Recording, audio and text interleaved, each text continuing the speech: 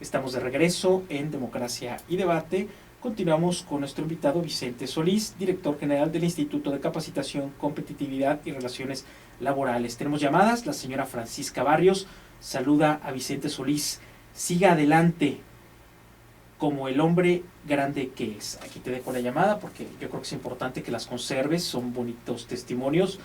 Tenemos otra llamada que dice, señor Vicente, muy buena entrevista, felicidades. Nosotros como trabajadores nos apoyamos en su carrera. Atentamente, César Cerón Aguirre.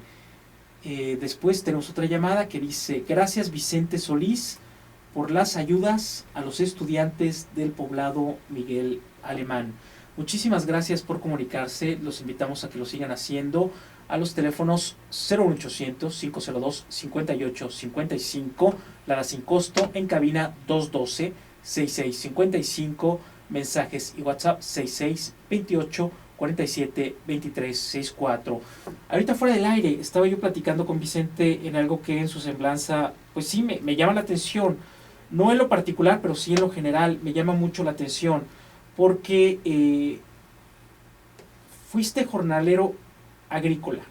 Sí. ¿Tuviste una infancia de carencias económicas? Sí. Sí, mira, es que mi papá tenía un sueldo bajo. Okay. Mi papá solo estudió hasta tercero de primaria. Te voy a decir por qué pregunto esto, porque no Sí. quiero sonar como una pregunta que no tiene ningún sentido. Sí. Porque desgraciadamente las carencias hacen que la juventud, nuestra niñez, se pierda en el camino. Sí. ¿Cómo tú afrontaste esa realidad y lograste un título de doctorado? Sí. Entonces, Vicente, ¿cómo se viven esas carencias y cómo se superan? Es que fíjate, es gracias a mis padres. Mi papá estudió hasta tercer año de primaria y no pudo seguir estudiando porque murió mi abuelo, que nunca conocí. Okay. Ellos eran de la sierra, de Bacadehuas. Okay. Entonces mi papá se tuvo que poner a trabajar, a cortar y vender leña y posteriormente entrar a las minas a trabajar. Entonces, trabajando así, estudió radiotécnico. Y como radiotécnico pudo entrar a Teléfonos de México, ahí en Caborca, Sonora. Pero pues como no tenía estudios, nunca pudo tener un nivel alto, digamos, un nivel técnico alto ahí. Okay. En Teléfonos de México. Entonces su sueldo era un sueldo promedio, digámoslo así, ¿no? Pero éramos 11 hijos, más él y mi mamá.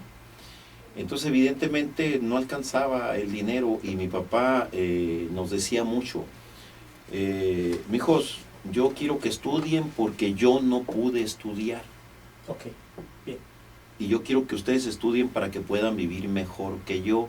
Y tuvimos la fortuna de que mi mamá sí tuvo un poco más de estudios y mi mamá fue profesora de primaria en Ciudad Obregón. Ah, muy bien. Entonces mi mamá se encargaba de ayudarnos a estudiar, de ayudarnos a que hiciéramos las tareas, etcétera, etcétera. Entonces nos fueron metiendo desde niños, mi mamá a través de sus consejos, de sus ayudas, etcétera, y mi papá estricto con el cinto si no cumplíamos con la escuela, nos fueron metiendo la disciplina del estudio. Por eso te digo que todos en la casa hicimos una carrera. Pero fíjate, acabas de dar en la clave. Sí. Una fórmula que se ha perdido. Disciplina y orientación. Así es. Tenías esas dos herramientas. Así es. Disciplina por parte de tu papá y orientación por parte de tu mamá. Así es. ¿Sufrías? ¿Tú te sentías pobre? ¿O tu cabeza y tu espíritu era diferente, era afortunado, era feliz? ¿O sufrías? Fíjate que había una cuestión que se daba en la casa. Mi papá era muy crítico de la situación social. Okay. Entonces nosotros lo escuchábamos hablar en la mesa. Y como a nosotros nos tocó toda la vida trabajar y estudiar, yo estaba en la primaria y tenía que vender paletas y tenía que vender chiles y tenía que hacer muchas cosas para poder ganar dinero. Los fines de semana nos íbamos a pescar a Puerto Lobos y llegábamos y hacía los cortes de los pescados mi papá. Y agarrábamos una la carrucha, pues, y lo íbamos a vender por las calles, el pescado, ¿sí? Y de esas formas, de muy distintas maneras, ganamos dinero para podernos comprar nuestros libros y esta serie de cosas, ¿no? Fíjate, Pero, ¿te comprabas libros o te comprabas dulces? no, pues a mí me gustaba mucho leer, me gustaba mucho leer desde chiquito, fíjate. Sí, ¿te acuerdas de alguna lectura juvenil? Yo tenía ¿De tu infancia? el joven, pues una de las grandes lecturas que hice yo de chiquito fue Las Mil y Una Noches. ¿En serio? En serio, yo me iba a la biblioteca. ¿Y te lo permitían en tu Yo me casa? iba a la biblioteca Tiene allá en capítulos muy Caborca. eróticos, la primera noche. No, es que yo me iba a la biblioteca allí de Caborca, la biblioteca municipal. Ok. Y allí me encerraba horas leyendo en la Mira. biblioteca municipal, era mi hobby. Ese hobby me lo pasó mi papá. La lectura. Mi papá era un voraz lector. Mi papá leía desde novelitas de vaqueros, novelitas de todo tipo. Lo que caía en sus manos. Lo que caía en leía. sus manos mi papá leía. Entonces, todo lo que mi papá iba terminando, yo lo agarraba y lo leía. Me regañaban porque me decían que me iba a gastar la vista. Desde el libro vaquero hasta Las Mil y Una Noches. Hasta Las Mil y Una Noches, pero leí Tom Sawyer, Hombrecitos, Mujercitas. Bueno, lo que hubiera. muchísimo Lo que tenías leí acceso. en aquel entonces. Eso te liberó de la pobreza. Pues yo creo que me fue enriqueciendo mi visión. Claro, porque por supuesto. Tenías una visión de un hombre no pobre. Tenías una visión de un hombre rico en espíritu. yo creo que sí, porque empecé a leer cada vez más y más y más cosas. Fui un voraz lector y me fui dando cuenta de que entre las críticas que hacía mi papá y lo que yo leía, me daba cuenta que había mucha gente en el mundo, no solo en Caborca, sino en todo el mundo, que vivía mucho mejor. Me empecé a dar cuenta que claro, había por las clases supuesto. medias, que había las clases altas, etcétera, ¿no? ¿Y eso te frustraba o te motivaba? Me motivaba porque como teníamos al mismo tiempo el incentivo de mi mamá y el incentivo de mi papá, pues de que había que echarle ganas y había que prepararnos, etcétera. Entonces, cuando yo llego a la secundaria, yo me fijo la meta de poder algún día salir de Caborca a estudiar una carrera universitaria. Uh-huh. Y lo logré afortunadamente. Vaya que lo lograste, ¿no? Llegaste hasta estudios de tercer nivel, de tercer grado. Quiero regresar al tema de la canasta básica y de los salarios, Vicente. Sí. Me gustaría, porque es una bandera interesante que ahora he escuchado, he leído, en relación a la pérdida del poder adquisitivo a través de los años y a la importancia de quizá hacer un salario diferenciado. Sí. ¿De qué se trata esta idea que he escuchado? Fíjate que este tema es central.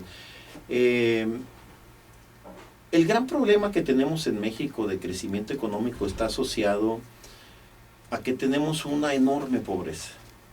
En México hay cerca de 55 millones de mexicanos en estado de pobreza. ¿Qué quiere decir? Que no se alcanza a comprar la canasta básica de bienes y servicios que requiere una familia. La canasta básica de bienes y servicios en términos generales, de acuerdo al Consejo Nacional de Evaluación de las Políticas Sociales, Coneval, tiene un costo de alrededor de 10,000 pesos. La canasta alimenticia, solo la canasta alimenticia básica, es decir, para que la gente tenga los nutrientes no hablemos necesarios. De los placeres honestos. Sí, solo la canasta alimenticia para una familia de 4 personas, ¿sí? Papá, mamá y dos hijos, cuesta alrededor de 5,500 pesos de acuerdo al Coneval. ¿Eso qué quiere decir? Fíjate, aquí en Sonora, que nadie puede acceder un trabajador de una maquila gana entre 4 y 5,000 pesos. Okay. Puede subir un poco más con las prestaciones que tiene, ¿sí? Pero ¿qué quiere decir? Que no alcanza a comprar la canasta básica de bienes alimenticios, pero no la canasta de bienes y servicios. Bien. ¿Sí? Okay. Entonces, tenemos un problema adicional en México. En México los salarios contractuales, es decir, los que se negocian en los contratos colectivos de trabajo que rebasan al salario mínimo, tienen como referencia al salario mínimo, es decir, la Comisión Nacional de Salarios Mínimos determina el aumento de los salarios mínimos en función de la inflación, fundamentalmente. La inflación ha estado baja en términos generales en el país en los últimos años. Ha fluctuado entre 3, 4, a menos de 5% o a 5%. Entonces la Comisión Nacional de Salarios Mínimos dice, salarios mínimos 4%. Y los salarios contractuales toman como referencia ese salario mínimo. Entonces todas las empresas ofrecen 3%, 3.5%, 4%, y los salarios, los sindicatos piden 8%, 7%, 6%, y entonces termina siendo los aumentos salariales alrededor del aumento al salario mínimo. Es decir, 4, 5, 6% los que más ganan, algún otro puede ganar más. ¿Qué está sucediendo cuando se da ese fenómeno? Que siempre quedamos en desventaja. Que la inflación que se toma en cuenta es del índice general de precios al consumidor, es decir, del total de bienes, ¿sí?, que hay circulando en el país. Pero resulta que la canasta de bienes que consume un trabajador y su familia tiene un comportamiento diferente. Esa canasta que mide el Coneval, ¿sí?, tiene un comportamiento de precios mucho más alto, porque ahí están justamente no solo los alimentos, sino está la energía eléctrica que consume una familia, está evidentemente lo que requiere de transporte, ¿sí?, están los gastos de escuela, están los gastos de medicina, están los gastos de hospital, están los gastos de un mínimo de recreación, etcétera, etcétera. Y normalmente esa canasta tiene un comportamiento de más del doble de lo que es la inflación general. Es decir, si la inflación general se tasa entre 4 o 5%, la inflación de esa canasta de los trabajadores anda arriba del 10%.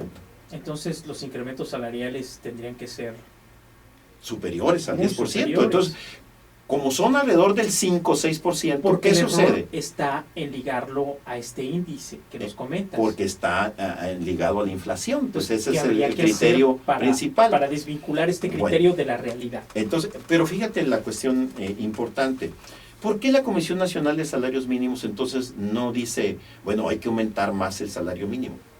Porque el salario mínimo está ligado a muchas cosas en este país. A las multas, a infracciones. A multas, infracciones, a los créditos fianzas de vivienda, a las fianzas, a cantidad enorme de cosas.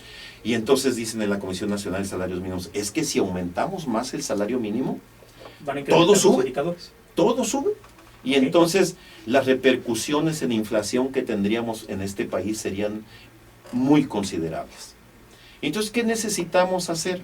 Desvincularlo. Desvincular el aumento al salario mínimo de los aumentos de todas esas multas, de todos esos créditos, etcétera, etcétera, y que haya un salario, digamos, de referencia para efectos de todo eso que está asociado al salario mínimo, ¿sí?, y el salario mínimo como una cuestión aparte.